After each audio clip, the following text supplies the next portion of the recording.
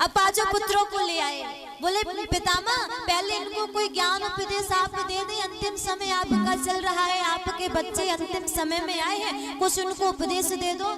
तो भीष्म पितामह ने सुंदर सुंदर धर्म बताए, दान धर्मान, राज धर्मान, मोक्ष धर्मान, विभागस, स्त्री धर्मान, भगवत धर्मान, समाज सख्यास योगता, सभी धर्म बताए।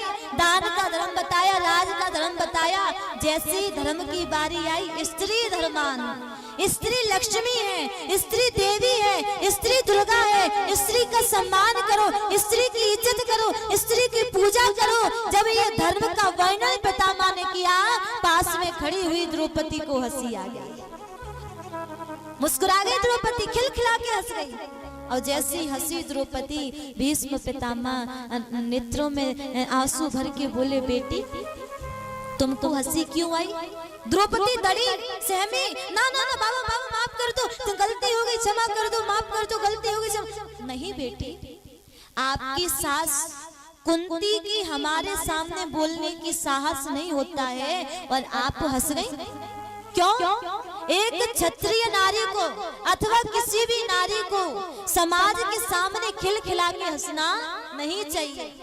आपकी हंसी का कारण?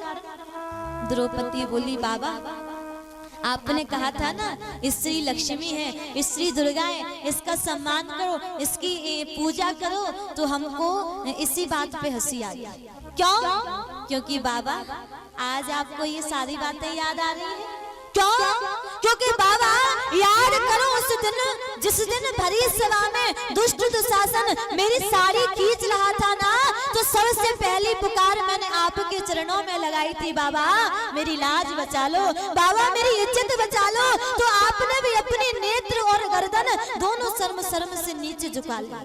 क्यों? उस दिन आप नहीं जानते थे, उस दिन आपको ये ज्ञान नहीं याद आया, उस दिन आपको ये धर्म याद नहीं आया, उस दिन आपको पता नहीं था कि एक स्त्री की लाज लुट रही है, ये भी दुर्गा है, ये भी लक्ष्मी है, इसकी भी पूजा होनी चाहिए, इसका सम्मान। उस दिन क्या हो गया था बाबा? बाबा रो पड़े। सही कहती है तू बेटी, सही कहती है, परंतु बेटी जैसा खाओगे अन्न वैसा ही होगा मन, जैसा पियोगे पानी वैसी बोलोगे वाणी।